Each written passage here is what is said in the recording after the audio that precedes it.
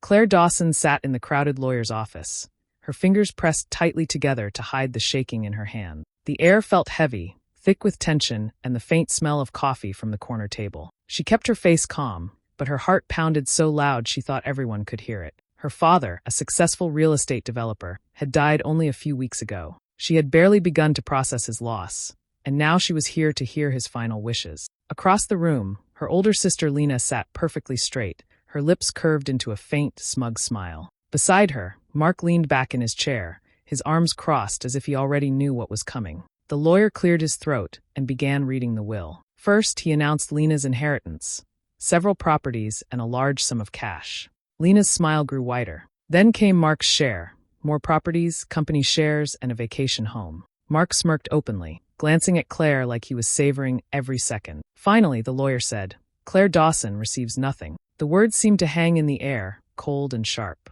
Gasps filled the room. Someone whispered. Claire turned her head slightly and caught Valerie, her stepmother, watching her with eyes full of satisfaction. Valerie's lips twitched, almost like she was holding back a smile. Mark leaned in close, his voice low but cutting. "Guess Dad knew you were a disappointment." A few people chuckled. Even Aunt Miriam, who used to give Claire cookies when she was little, shook her head slowly, as if this was somehow Claire's fault.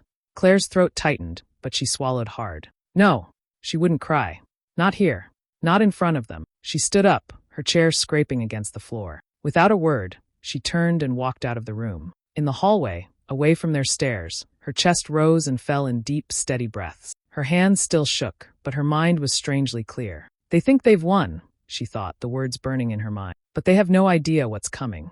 Claire had grown up in a big, beautiful house filled with expensive things, but it never really felt warm. Her father, Richard Dawson, had adored her when she was little. He would take her fishing at the lake, teach her how to ride a bike, and clap the loudest at her school plays. For a while, she believed she was his whole world. But everything changed when her father remarried. Valerie came into their lives when Claire was 12. At first, Claire tried to like her. She smiled, said please and thank you, and hoped Valerie would be kind. Instead, Valerie began planting little seeds in her father's mind. Hints that Claire was careless, that she didn't appreciate what she had, that she wasn't as focused as she should be. Over time, Claire noticed her father looking at her differently. It wasn't that he stopped loving her, but there was always this new distance, like he didn't fully trust her anymore. Valerie seemed to enjoy widening that gap. She had a way of making herself the center of every conversation, and when Claire was mentioned, it was often followed by a sigh or a shake of the head. Her older siblings didn't help. Lena, the middle child, had always been competitive. She measured worth in brands, vacations, and bank accounts. Mark, the eldest, was bluntly cruel. He seemed to see Claire as someone who needed to be kept in her place, and that place was far below him. Still, when their father became ill years later, it was Claire who was there. She lived only 20 minutes away, working as a high school teacher. She couldn't afford private nurses every day, so she would stop by after work, making sure he ate, helping him with his medications, sometimes sitting by his bed until he fell asleep. Valerie would appear for short visits, full of dramatic sighs, then leave again. Lena and Mark often made excuses: business trips, urgent meetings, personal commitments. Claire didn't mind. She wasn't doing it for thanks. She just wanted to be there for her father. Her own life was modest compared to theirs. Her salary was enough to cover rent, groceries, and her small car, but she had student loans and no savings to speak of. Still, she was proud of her independence. She never asked her father for money. When he passed away unexpectedly, her friends told her to make sure she fought for her share of the inheritance. But Claire didn't think she'd need to. She trusted her father's love. She thought he would be fair. The truth hit her like a slap in the face. No money, no property, nothing at all. It wasn't just the loss of financial security, though the inheritance could have wiped out her debts, bought her a home, and given her a fresh start. It was the humiliation. The message it sent to everyone in that room. She didn't matter. Valerie's cold smile at the will reading told Claire everything she needed to know. This wasn't an accident. Valerie had worked for years to erase her from her father's legacy. And now she had succeeded. For Claire, it wasn't only about the money anymore. It was about being cut off from her own family history, her memories, her place in her father's story. That loss was heavier than anything written in a legal document. A few days after the will was read, a letter arrived in Claire's mailbox. The handwriting was neat, the envelope thick and cream-colored. She recognized the name on the return address right away, Mr. Ellis, her father's oldest friend. Inside was a short note offering his condolences. But one sentence stood out. Something about the will doesn't sit right with me. We should talk. The next afternoon, Claire drove to his small brick house on the edge of town. Mr. Ellis greeted her at the door, his face lined with age and worry. They sat at his kitchen table, mugs of tea steaming between them. "Claire," he began slowly, "your father told me many times that he was leaving you the lake house. He said it was yours, no matter what." Claire blinked. "The lake house? But Mark owns it now." Mr. Ellis shook his head. "That doesn't make sense. Your father loved that place because of you. All those summers you spent there together. I can't imagine him giving it to anyone else." The words made her stomach twist. She thought of the weathered deck, the sound of water lapping against the shore, her father's laugh echoing across the yard. She hadn't been there in years, not since Valerie began making excuses to keep her away. That evening, Claire called the family lawyer and asked to meet privately. Sitting across from him in his polished office, she told him what Mr. Ellis had said. The lawyer's expression stayed carefully neutral. "All I can say is that the transfer of the lake house to Mark was legal and binding." "That's not what I'm asking," Claire pressed.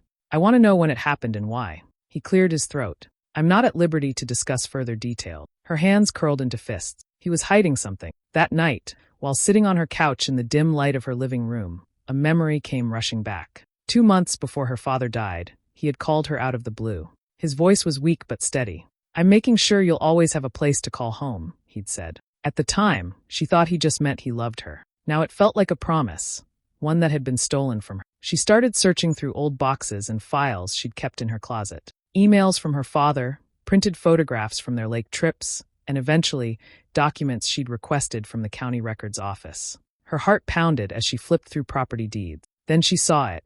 A legal transfer of the lake house to Mark, dated just 2 days after her father had been admitted to the hospital. She knew from his medical records that he'd been heavily sedated then, barely able to speak, let alone sign important papers. Her chest tightened, a mix of grief and rage flooding through her. This wasn't just unfair. It was wrong. She sat back in her chair, staring at the papers in her hands. Her father's signature looked shaky, almost forced. She could feel the heat rising in her cheeks, her pulse racing. If Valerie and Mark thought she would walk away quietly, they were about to find out just how wrong they were. Claire's first step was to go directly to her sibling. She called Lena and asked to meet for coffee. Lena arrived in a designer coat, her smile polite but distant. "I just want to understand what happened," Claire began. "Dad told people he was leaving me the lake house. Do you know anything about that?" Lena sipped her latte and shrugged. "I have no idea. If it's in the will, then that's what he wanted." "You don't think it's strange that the transfer happened when he was barely conscious?" Claire asked. Lena's eyes flickered, but she kept her voice light. "Claire, you've always been emotional about these things. Maybe it's time to let it go." Later that week, Claire confronted Mark outside his office. He didn't bother pretending to be nice. "You're wasting your time," he said with a smirk. "You can't win. Drop it before you embarrass yourself even more." "I'm not dropping it," she shot back. He stepped closer, his voice low. "You should, or you'll regret it." Not long after, Valerie called her. The words were sugar-coated but sharp. "Claire, dear, you're only hurting yourself. Stop digging into this, or I'll destroy you. And believe me, I can." After that, it was hard for Claire to think about anything else. At work, she found herself forgetting lesson plans, losing track of papers, staring out the window when she should have been teaching. Her students noticed. So did her friends, who began warning her. "Legal battles are expensive," her friend Mia said one. "You'll spend everything you have and maybe still lose. Is it worth it?" But then Mr. Ellis stepped in again. "I know someone who can help," he told her. "James Carter. He's smart, careful, and he doesn't scare easily." Claire met James in his small but tidy office. He was calm, with sharp eyes and a voice that made her feel steadier. She laid out everything she had, the deed transfer, her father's promise, her suspicions about Valerie. James listened without interrupting. "All right," he finally said. "We start by following the paper trail."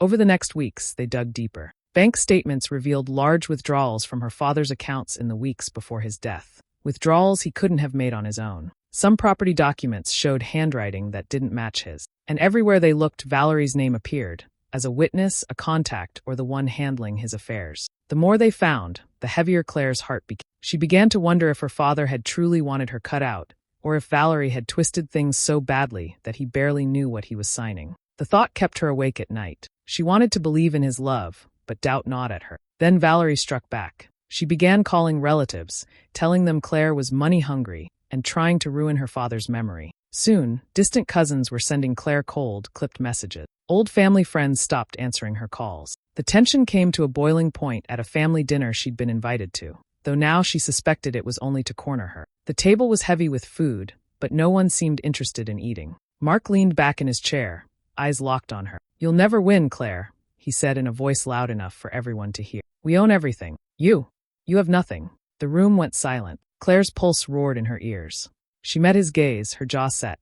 She didn't say a word, but in her mind she promised herself, not for long.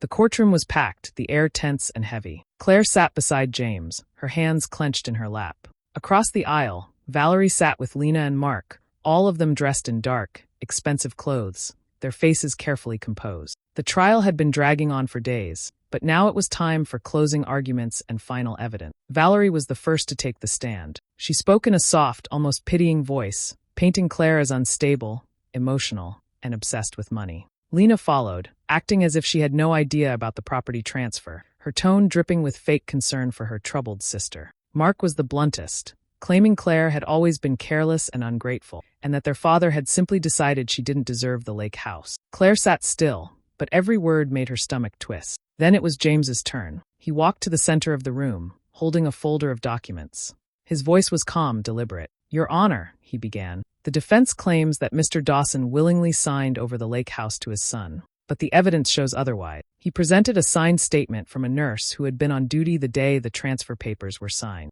In it, she explained that Valerie had pressured her to witness the signing, even though Mr. Dawson was heavily sedated and barely able to keep his eyes open. The nurse admitted she regretted agreeing to it. Murmurs rippled through the courtroom. Valerie's jaw tightened, but James wasn't finished. "There is one more piece of evidence," he said, his eyes briefly meeting Claire's. "This was found in Mr. Dawson's safety deposit box, untouched until now." He pulled out a small USB drive. The clerk set up a screen, and the video began to play. Claire's breath caught.